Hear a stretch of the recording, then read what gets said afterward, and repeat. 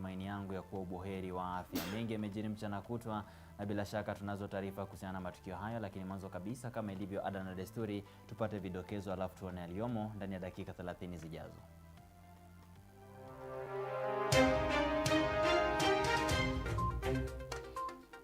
Maamuzi ya kesi ya kupinga matokeo ya uchaguzi wa urais kutolewa tarehe 5 mwezi Septemba katika mahakama ya upeo.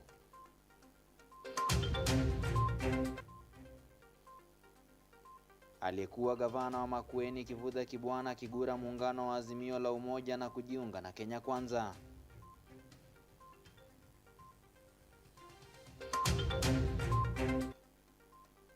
Shule za kutwa katika sehemu ambazo uchaguzi uliahirishwa kufungwa siku ya Jumatatu, asema Waziri Magoha.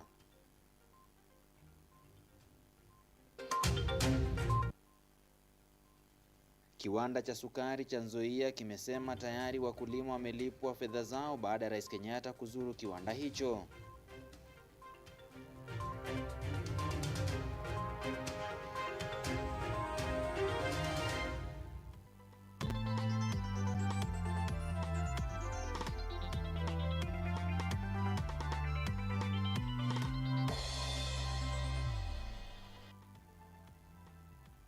Hii ni Mizizi ya Habari na Samson Jura. Naam, karibu rasmi tukutaarifu. Atakayenisaidia kuendesha jahazi hili katika lugha ya ishara ni Moses Gitonga. Kumbuka matangazo haya yanakujia mubashara kupitia mtandao wetu wa kijamii wa Facebook @KUTV Kenya. Unaweza kutupa maoni na mapendekezo yako kuhusiana na taarifa zetu kupitia mtandao wa Twitter @KUTV_Kenya, @OJSamsons, vile vile kupitia tovuti ya www.kutv.co.ke. Moja kwa moja tunaanza na taarifa kuwa mtihani mkubwa unamsubiri Jaji Mkuu Martha Koome na majaji wengine 6 wa mahakama ya upeo wanapojiandaa kusikiza na kutoa maamuzi ya kesi iliyowasilishwa na mgombea urais chini ya mrengo wa Azimio la Umoja One Kenya Raila Odinga. Jana Odinga aliwasilisha kesi kupinga ushindi wa rais mteule William Ruto katika mahakama ya juu zaidi nchini, ambayo pia ilipokea rufaa zingine 8. Macho yote yatakuwa yakiangazia majaji 7 wa mahakama ya upeo wakati ambapo wanajiandaa kusikiza na kuamua kesi iliyowasilishwa na mgombea wa rais chini ya muungano wa Azimio la Umoja One Kenya Raila Odinga kupinga ushindi wa naibu wa rais William Ruto kama rais mteule katika uchaguzi mkuu wa Agosti 9. Lakini je, Wakenya wanaposubiri kwa hamu na gamu uamuzi wa mahakama ya juu zaidi nchini, ni matokeo gani yanayoweza kutarajiwa? Iwapo mahakama itaamua kubatilisha ushindi wa naibu wa rais William Ruto, uchaguzi mpya lazima ufanyike chini ya siku 60 kwa mujibu wa katiba, na iwapo maombi hayo yatatupiliwa mbali, rais mteule ataapishwa Jumanne ya kwanza baada ya matokeo kutangazwa. Katika ombi lililowasilishwa katika mahakama ya upeo, Raila na kikosi chake wanataka koti ya amuru ujumuishaji wa kura upya. Vilevile wanataka Odinga na mgombea mwenza wake Martha Karua watangazwe washindi wa uchaguzi mkuu wa Agosti 9. Hii itakuwa ni mara ya 3 kwa kinara wa ODM Raila Odinga kupinga matokeo ya uchaguzi mkuu mahakamani. Mwaka 2013 Odinga alipinga ushindi wa rais anayeondoka mamlakani Uhuru Kenyatta na kupoteza kabla ya mahakama ya upeo kutupilia mbali ushindi wa rais Uhuru Kenyatta mwaka 2017 na kuamuru uchaguzi mpya, Odinga akisusia uchaguzi huo. Jaji mkuu mstaafu David Maraga na majaji wengine wa mahakama ya upeo waliobadilisha ushindi wa rais Uhuru Kenyatta wakijipata taabani, wengi wakikashifiwa kwa maamuzi hayo. Kibarua sasa ni kwa jaji mkuu Martha Koome na majaji 6 wa mahakama ya juu zaidi kutetea haki na uhuru wa mahakama.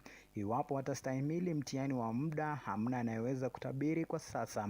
Muda utaamua. Auma Evans, runinga ya KU, Nairobi. Shukran sana Uma Evans kwa taarifa hiyo. Na tukisonga mbele, gavana Makueni anayeondoka Kivutha Kibwana amejitoa katika kambi ya Azimio la Umoja One Kenya akijiunga na timu ya mawakili ya rais mteule Daktari William Ruto katika kesi iliyowasilishwa katika mahakama ya upeo ya kupinga uchaguzi wake William Ruto. Ruto akimkaribisha Kibwana alisema kwamba Kibwana na viongozi wengine kutoka kaunti ya Makueni ni miongoni mwa timu kubwa ya Kenya Kwanza, na kudokeza kuwa msomi huyu wa sheria sasa atajiunga katika timu ya mawakili watakaotetea ushindi wa Ruto katika mahakama ya upeo. Malalamiko 8 yaliwasilishwa katika mahakama ya upeo kutaka kubatilishwa kwa ushindi wa naibu rais Daktari William Ruto.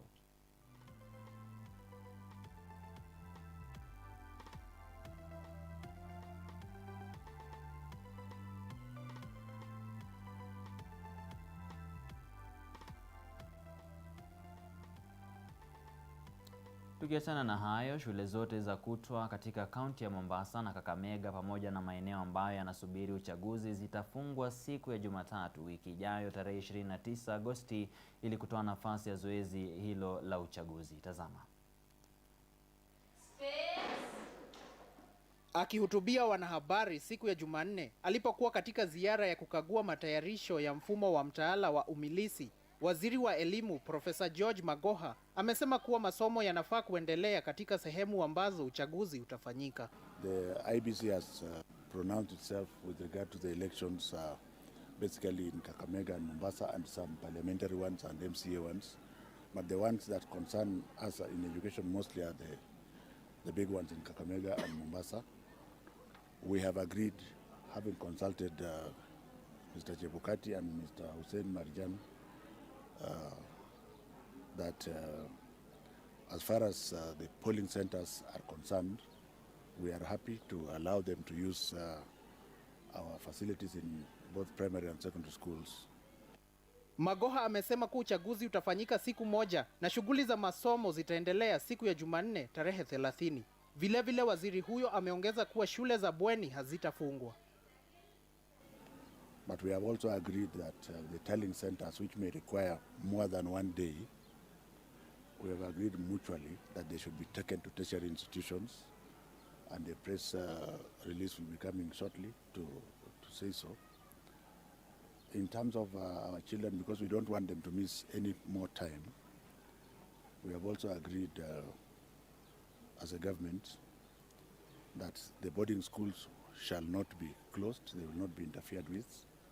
Those that are polling centers, the children will remain in the boarding houses, in the fields and the libraries. As far as day schools are concerned, we think one day is not bad enough. The children can stay at home on Monday the 29th and report back to school on Tuesday. Tume huru ya uchaguzi na mipaka IEBC hapo jana ilitangaza tarehe 29 Agosti kuwa siku mpya ya uchaguzi kwa sehemu ambazo uchaguzi mkuu uliweza kuahirishwa. The commission gave up. We owned the problem. The printers owned the problem. The mix-up. So I think that was explained. Then the second postponement again was occasioned by reasons, good reasons. So, but I know there's been misinformation in the media, a lot of propaganda around that postponement. But the commission made a decision for good reasons. Had we gone on with the election tomorrow, it would have been a sham election. An election without ballot papers, an election without KIMS kits, an election without personnel to run it. And so we said, let's organize ourselves. And we have had a discussion with the returning officers. The commission would like you to have this election as soon as possible. Uchaguzi wa ugavana katika kaunti za Mombasa na Kakamega zilikuwa miongoni mwa chaguzi 4 ambazo mwenyekiti wa IEBC Wafula Chebukati aliweza kuziahirisha kutokana na makosa yaliyokuwemo katika karatasi za kupiga kura. Miongoni mwa zingine 6 ni kura za ubunge katika eneo bunge la Kitui, kaunti ya Kitui, eneo bunge la Kachileba, kaunti ya West Pokot, eneo bunge la Pokot Kusini, kaunti ya Pokot, na eneo bunge la Rongai, kaunti ya Nakuru. Vilevile, tume ya uchaguzi ilisongeza mbele uchaguzi wa wawakilishi wa wadi za Kwajenga, Embakasi Kusini, kaunti ya Nairobi, na Nyaki Magharibi, Imenti Kaskazini, kaunti ya Meru. Na sasa katika taarifa ya tanzia, Geoffrey Gitobu, afisa wa IEBC ambaye alikuwa mkuu wa kituo cha kupigia kura cha eneo bunge la Kishugu, alianguka Jumatatu na kufariki. Haya ni kwa mujibu wa kaka wa marehemu aliyeripoti katika kituo cha polisi cha Nanyuki siku ya Jumatatu. Ripoti hiyo ilionyesha kuwa Bwana Gitobu alikuwa akiendesha gari lake ndani ya mji wa Nanyuki alipohisi kizunguzungu na kukimbizwa katika hospitali ya rufaa ya Nanyuki, ambapo alitangazwa kuwa amefariki alipofikishwa hospitalini. Haya yanajiri baada ya afisa mwingine wa IEBC wa Embakasi Daniel Musyoka alipatikana amefariki Agosti 16 eneo la Oloitoktok. Mguu wa afisa wa IEBC Mohamed Kanyare ulikatwa baada ya kupigwa risasi siku ya uchaguzi eneo la Wajir.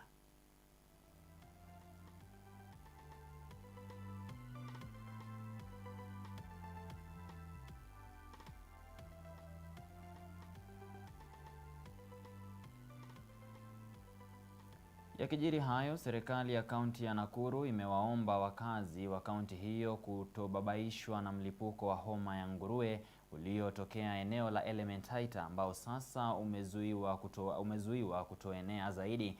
Afisa mkuu wa afya ya umma Nakuru Daktari Daniel Wainaina amesema kuwa kwa sasa ni watoto chini ya umri ya miaka 5 ndio wanaoathiriwa, ila hatua za kutosha za kupunguza homa hiyo zimewekwa katika maeneo yaliyoathirika kwa binadamu na hata wanyama. Hata hivyo, amesema kuwa virusi vyake havina makali sana, ila umma itilie manani usafi. Mlipuko wa virusi vya homa ya nguruwe umezuka katika eneo la Elementaita katika kaunti ya Nakuru. Serikali ya kaunti hiyo imeomba wakaaji wa Nakuru kutokuwa na hofu, kwani mikakati ya kupunguza makali ya virusi vya homa hii imewekwa. Afisa mkuu wa afya ya umma kaunti hii, Daktari Daniel Wainaina, ameripoti kuwa kufikia sasa watoto 8 pekee walio chini ya umri wa mwaka mmoja ndio wameathiriwa kutokana na virusi vya homa hii, huku ikiwa 2 wamelazwa katika hospitali kuu ya Nakuru na wengine 6 katika hospitali ya Kiptangwanyi Elementaita. An outbreak of a flu in Elementaita ward, specifically in Kiptangwanyi Health Center. Basically what happened is that the in charge of the facility reported an upsurge in the number of children, especially those below 1 year, presenting with high fever, cough, and difficulty in breathing, whose number was more than what was expected for that time of the year. Wainaina ameongeza kuwa virusi hivyo viliripotiwa kwa mara ya kwanza tarehe 27 Julai mwaka huu katika hospitali ya Kiptangwanyi eneo la Elementaita baada ya idadi kubwa ya watoto walio chini ya umri wa mwaka mmoja kupatikana na dalili za homa hii kama vile matatizo wanapopumua, kukohoa sana na homa kali almaarufu high fever.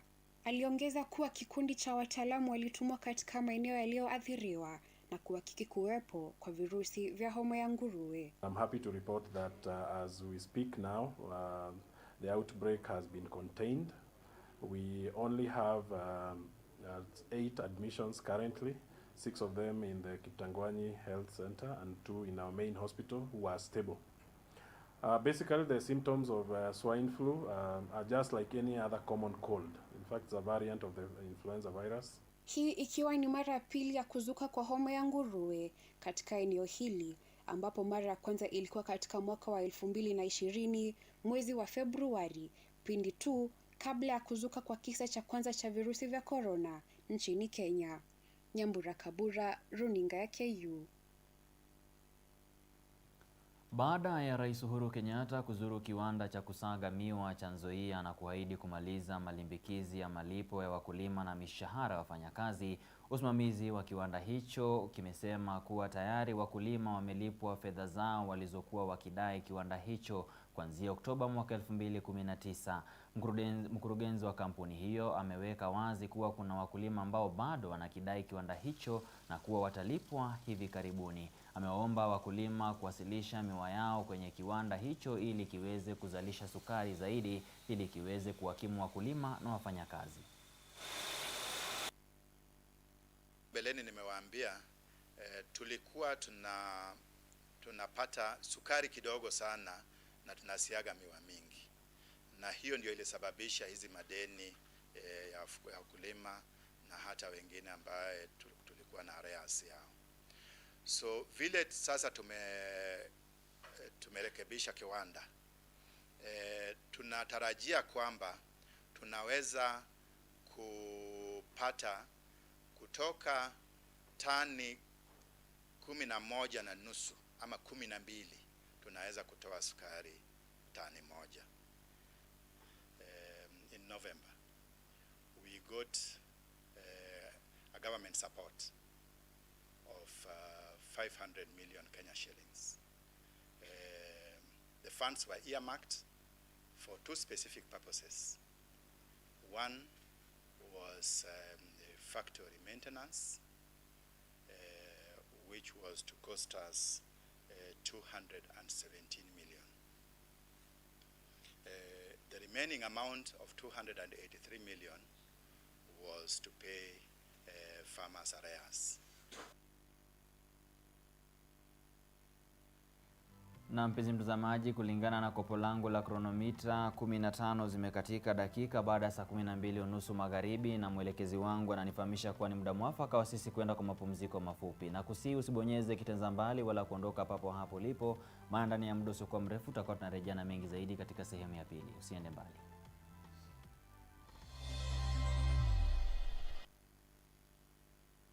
Driving and riding without incidences on the road is such an amazing experience. But do you know, while many road traffic crashes are avoidable, human behavior continues to be the leading cause. Speeding, lane indiscipline, drunk driving, distracted driving, failure to wear a helmet, and failure to use available pedestrian ways have been flagged by NTSA as the fatal 6 behaviors likely to lead to a fatal crash and serious injuries. As part of the Usalama Barabarani campaign, we request all road users to prevent these fatal 6 behaviors for their own safety and that of others. When driving, ensure your speed is within the stipulated limits, the road ahead is clear before overtaking, stick to your lane, keep left unless carefully overtaking, you're well rested if driving on long distances, and you never drink and drive. Usalama Barabarani starts with you. Fika Salama. This message is brought to you by the National Transport and Safety Authority and the European Union. Giving a business an identity through the use of technology is our topic of today's episode. I'll talk for Develop For Me. We take your problem personally. For example, if you have a marketing issue, we make sure that you make sales. One of the services that we offer is the payment integration. We also have the apps and website business. And then is the corporate branding, where Nick is one of the best designers we have in the company. He uses a lot of tools to do it.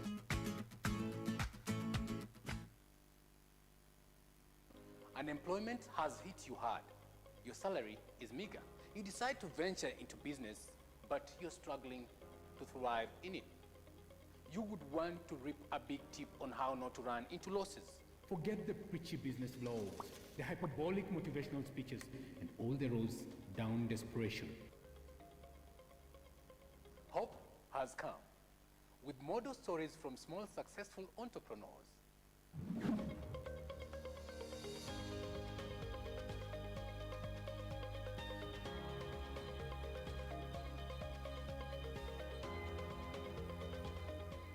We tell you these tales weekly on The Budding Entrepreneur. Join us as we help you make your trade profitable and often.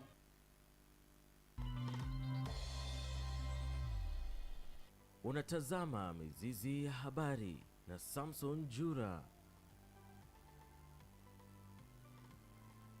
Shukran sana kwa kuendelea kukaa nasi. Karibu katika sehemu ya pili, tuendelee na taarifa zetu. Kumbuka unaweza kutupa hisia, maoni na mapendekezo yako kuhusiana na taarifa zetu kupitia mtandao wa Twitter @QTV_Kenya, na mimi napatikana @OJ_Samsons.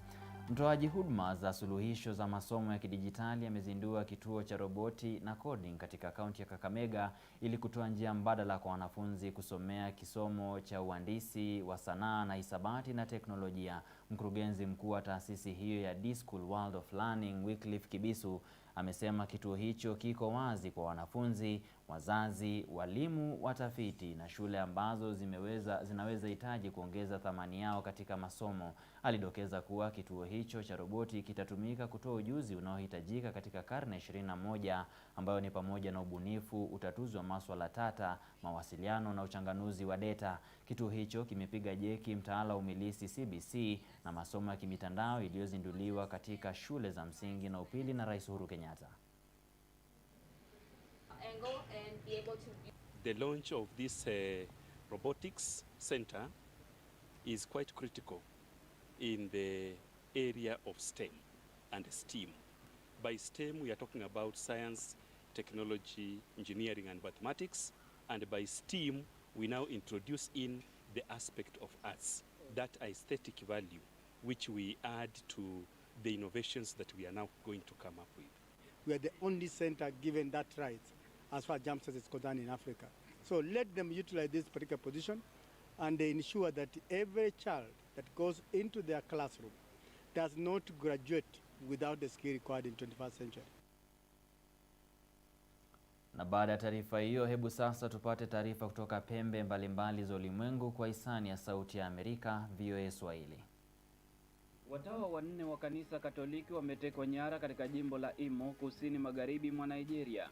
Watawa hao walikuwa safarini kwenye barabara ambayo sasa imetajwa kuwa na visa vya utekaji nyara, ambapo Mkatoliki mwingine alitekwa nyara wiki iliyopita.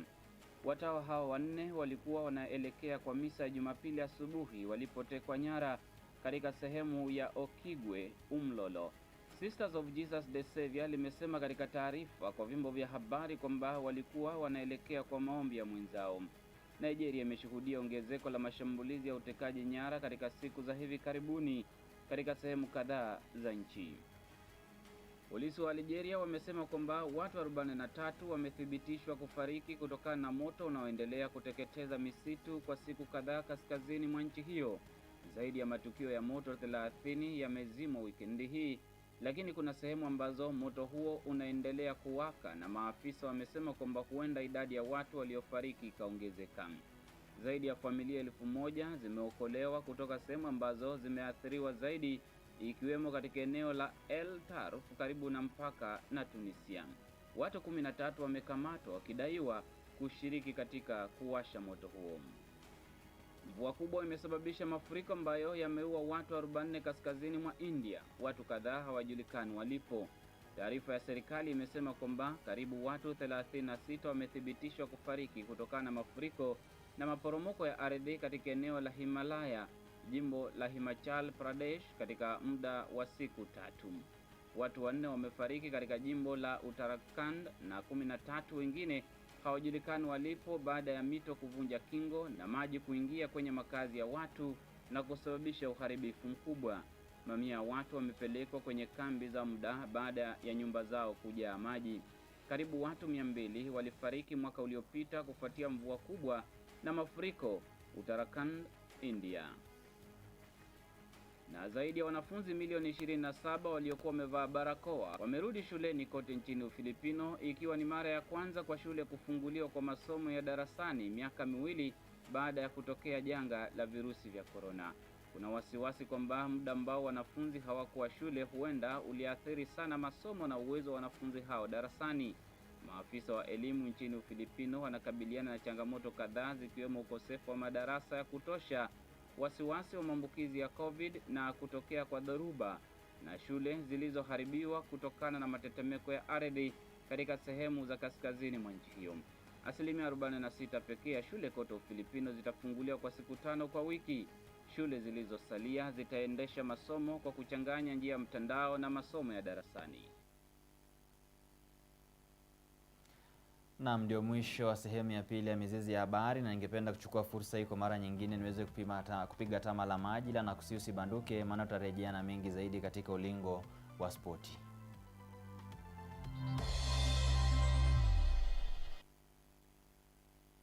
KUTV, in conjunction with Kenyatta University Funeral Home, is now offering death announcements immediately following our news bulletins at 7 p.m. At this sorrowful time, as you share in your grief, allow us to communicate your announcement of your loved one on KUTV in both Kiswahili and English. For more details, kindly inquire at the KU Funeral Home Service Desk or call 0736 928 380 or dial 020 359 9054.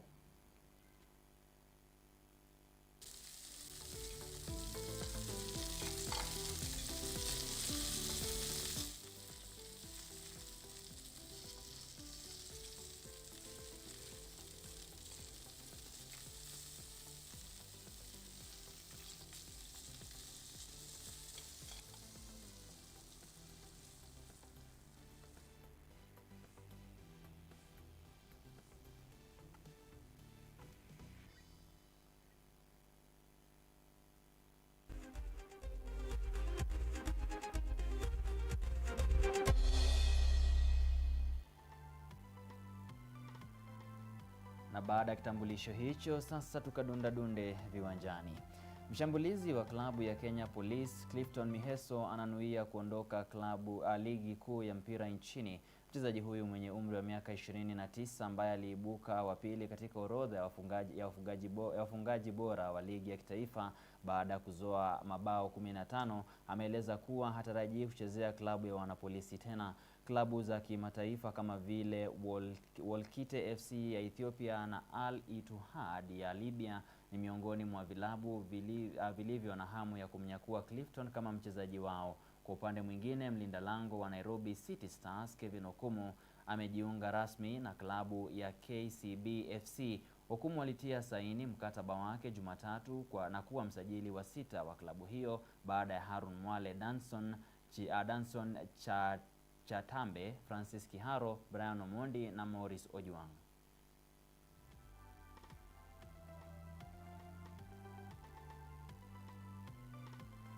Hatimaye timu ya Manchester United ilikarakaza Liverpool kwa mabao 2-1 ugani Old Trafford katika ngarambe ya ligi kuu nchini Uingereza na kupanda hadi katika nafasi ya 14 jedwalini. Jadon Sancho aliweka wenyeji kifua